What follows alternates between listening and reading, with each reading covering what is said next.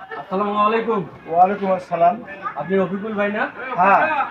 আপনার কিছু বক্তব্য আমি ফেসবুক পেজে, ইউটিউব চ্যানেলে শুনি, দেখি।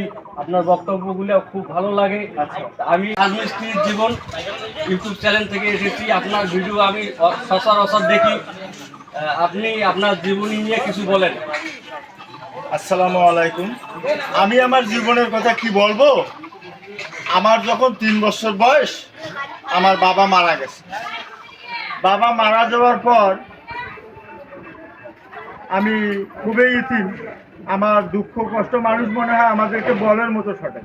এই যে জমি জায়গাগুলা বাবা মারা যাওয়ার সময় বাবার বেডের তলব ছিল 5টা টাকার টাকা, মায়ের জমানো গোছানো টাকা ছিল 1 পাইনি।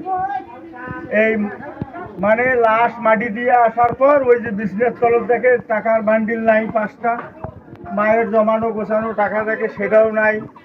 মায়ের মুখ থেকে এটা কথা শুনছি, এই কথাগুলো শুনছি, কিন্তু দেখছি শুনছি, কিন্তু করার তো কিচ্ছু নেই। এখন মানুষের মুখে শুনে যায় ওখান ভুই ওখান ভুই ওখান ভুই, এভাবে 11, 12, 13, 14টা বা এরকম গবেষণা করতে করতে কাগজ বা কয় আমি সেগুলো বুঝিয়ে না। এই 1 শতক দেখে নেওয়ার জন্য খুব তাড়া করছে।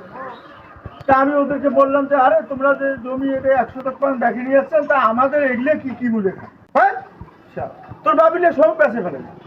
কোনো গাড়ির ড্রাইভার জমি বিক্রি করলো আর সুটটার ব্যবসার জমিগুলো কিনলো। আচ্ছা, রিজনাবাড়িতে যে দেখি দাদাগিরিতে মেলে না। আর কোনো দাদাগিরিতে না মিলুক, আপনি ওই 10,305 তারপর 90, 37, সেখানে জমির পরিমাণ 43 শতক। 43-এর মধ্যে আবার ওই জায়গায় দিয়েছে 37 শতক। সেখানে এখন আমার ঠিকই আছে 18 শতক।